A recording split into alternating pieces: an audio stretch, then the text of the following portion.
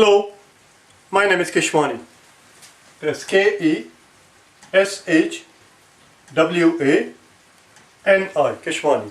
We are here because we want to prepare for GRE. We have been solving GRE math problems out of this book here, the official guide to the revised GRE, the second edition. If you do not own this book already, purchase one immediately. You're going to need it. The problem that we are about to solve is the one that you will find on page number 220. Please turn to it. Page number 220, problem number 13. Problem number 13 that you see on page number 220 is the exact same problem that appeared in the first edition of the revised GRE. We have solved every single problem from this book. If you're interested in watching the original solution, you will find that solution on day number 90. Let's see what we have here. We are told that the ratio of men to women, we are told is 3 to 2. The ratio is 3 to 2. We are also told that we have a total of 20 people. We are told that we have a total of 20 people in the committee. Question simply is,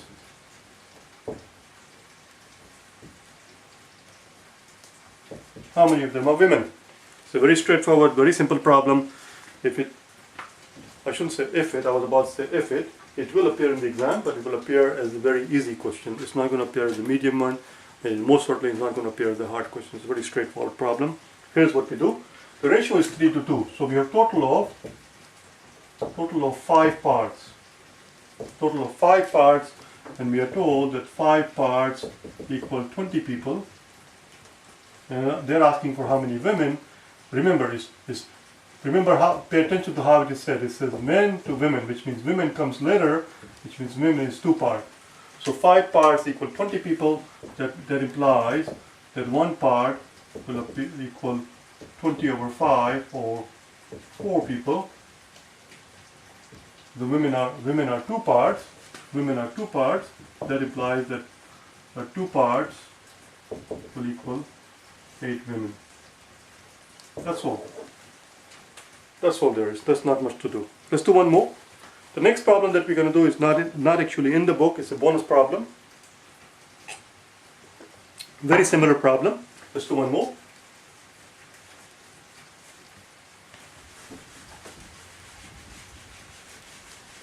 We are told that in a parking lot, the ratio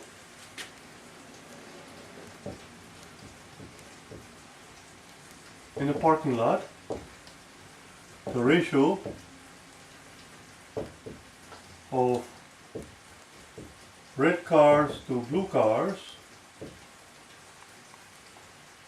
is 3 to 4. And the question is, if there are 27 red cars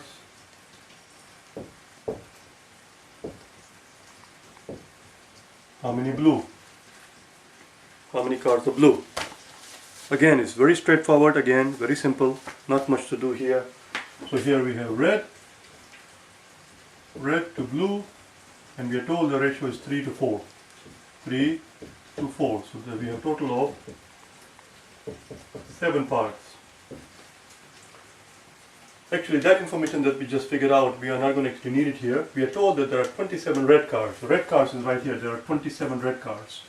What number multiplied by 3? What number multiplied by 3 is going to give us 27? The answer is 9, which means each part is worth 9 units. We are told that there are 27 red cars, which means since the red cars are 3 parts out of every 7 parts, 3 parts are red cars, and 4 parts are blue cars. So since we're going to multiply this by 9, this has to be multiplied by 9 as well. And the answer is, we have 36 blue cars. And you will see that if you were to add up these two figures, actually they don't give us a total, but anyway, that's what it is. Each part is worth 9 cars, and since blue cars are 4 parts, there are 36 blue cars. That's all. Let's do one more. We're done with this particular one. Let's do one more.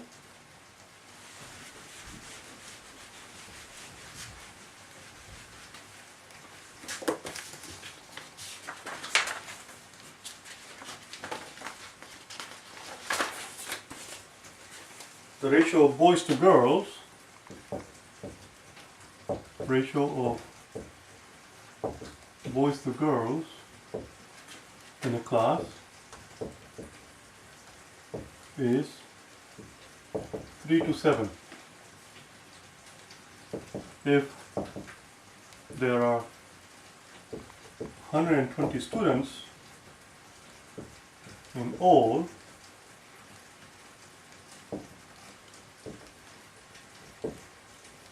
how many boys? That's all. If there are 120 students in the class, the question is how many of them are going to be boys if the ratio is 3 to 7. Again, very straightforward.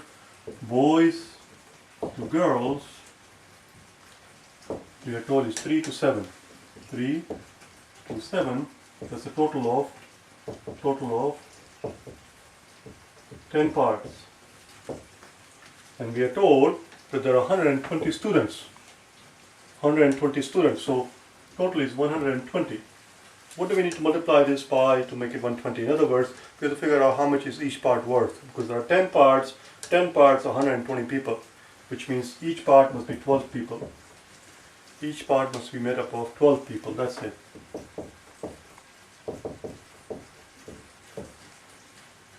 And that's it, we're done. Question is how many boys? The boys are 3 times 12, which is 36. Now if we wanted to, we could actually do 7 times 12, and whatever number that we get here, we'll see that this plus that will equal 120. Why do we do that? 7 times 12, 7 2s are 14, carry 1, and then it's 84. So what is 84 plus 36? 84 plus 36 is going to be exactly 120. So these are our girls, and these are our boys. And this is the total. 0, as you can see, carry 1, and 120. What do you know? So it works. Let's do one more, one last one. Last one is going to be a little tricky. It's going to appear as a medium problem. These were all easy questions. It says, if the ratio of boys to girls in a class is 3 to 5, it reads like this. If a ratio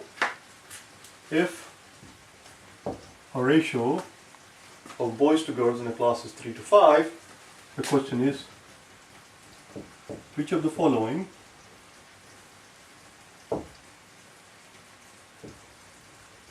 could be the number of students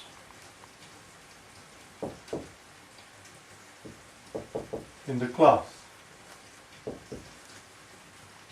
And it says select one or more answers.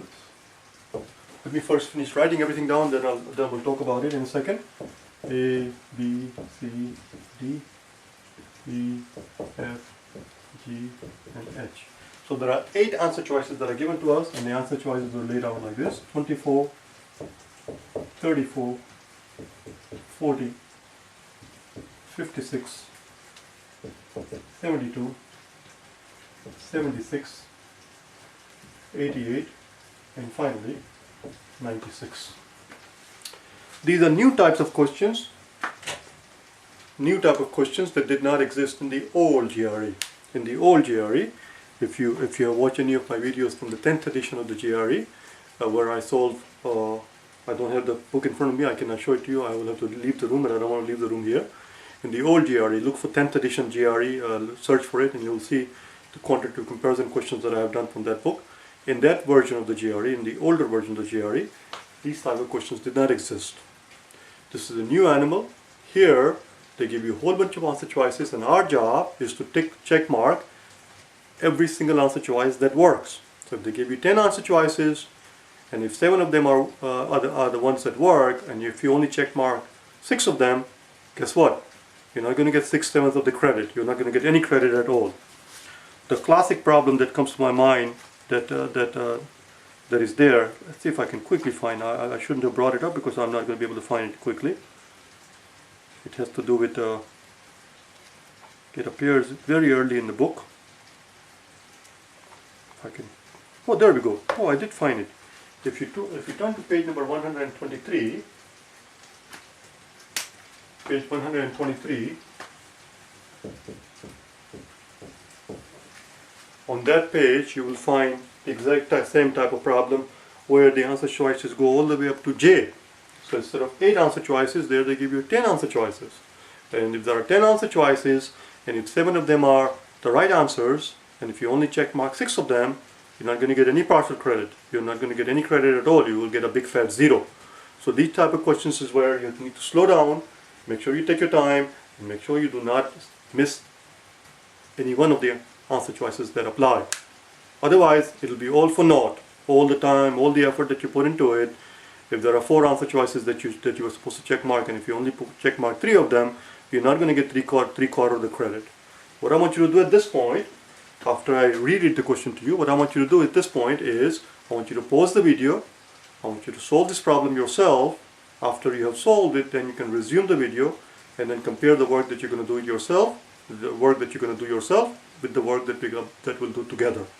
Here's how the question goes. It says, if a ratio of boys to girls in a class is 3 to 5, which of the following could be the number of students in the class? Which of the following could be? You see, which of the following could be the number of students in the class? In other words, out of 8 answer choices that we see here, apparently 1 or more, or perhaps none, are the numbers where it cannot possibly be the number of students in the class if the ratio has to be 3 to 5.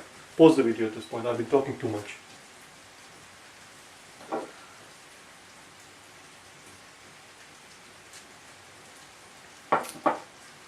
Alright, what we have to understand here is that the ratio is 3 to 5. If the ratio is 3 to 5, the total number of parts that we have here, we do not need any of this thing. I don't know why this is all sitting there from the percentage problem that we did. We are done with all the percentage problems. We have begun doing the ratio problem. I don't know why there is all on the blackboard still. So the ratio is 3 to 5, which means we have total of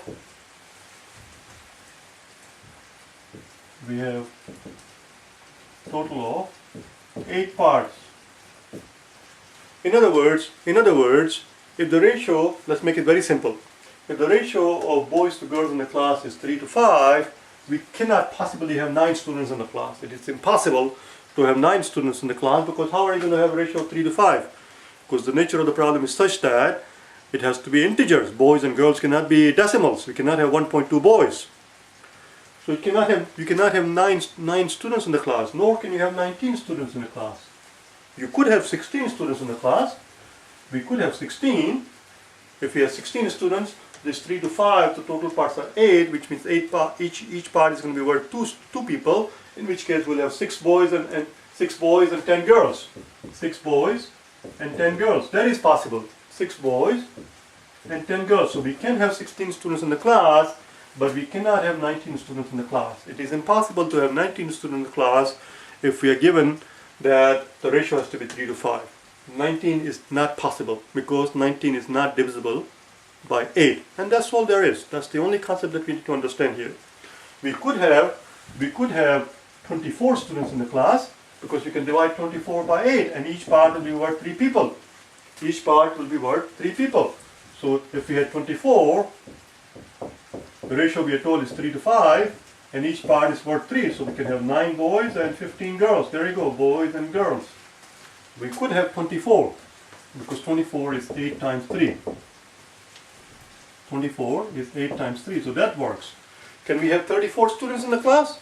No, 34 is not possible. 34 is not possible because 34 is not divisible by 8. We cannot divide evenly 34 into 8. It doesn't work.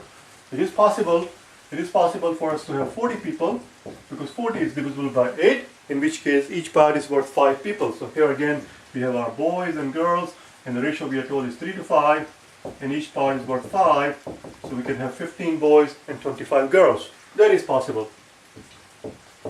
Each part is worth 5. That is possible. Is 56 possible? Is 56 divisible by 8? No, that's a tricky one. I don't know. 56, let's find out. 56, actually 56 will be possible because 8 5s are 40, and then if you add another 16 to it, it gives you 56. So that's made up of 7 parts. Not 7 parts rather, but here each part is made up of 7 people, and that is possible. 56 is divisible by 8, 8 sevens are 56, that is possible. What about 72? Is 72 possible? Of course 72 is possible because 72 divided by 8 is 9. In which case we'll have 27 boys and 45 girls. And 27 and 45, if you were to add it up, 45 and 27, if you were to add them up, it will add up to 72. As you can see, 72.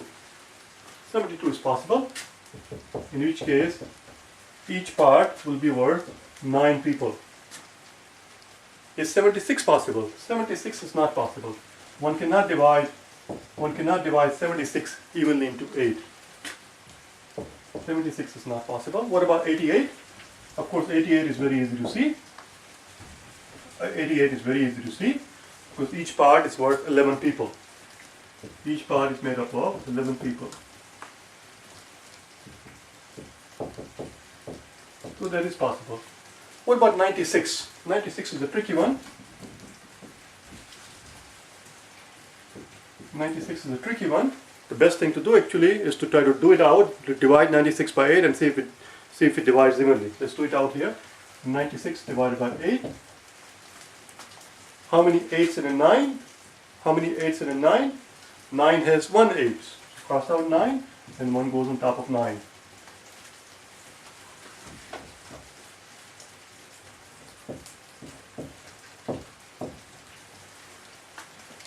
How many 8s in a 9? 9 has 1 8. The remaining one goes and joins to 6, becomes 16.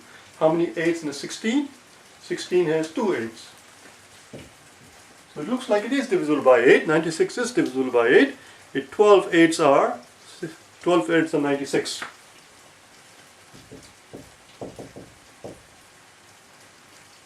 So that does work.